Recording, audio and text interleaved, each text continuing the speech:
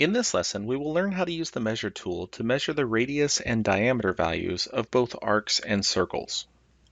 The measure tool is located on the Home tab in the Utilities panel.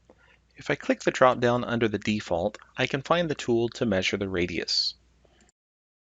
After selecting this tool, I can pick on an arc or a circle. In this case, I'll pick on an arc to begin with. And the value is given to me in the command line. I'm going to press F2 to bring up the text window to get a better look.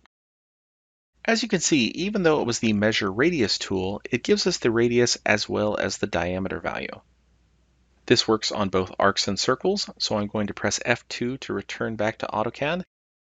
The command line gives me several different options, and I can see that I can press Enter to accept radius. So if I press Enter, I'm back in the measure radius tool, and this time I can measure the radius of a circle.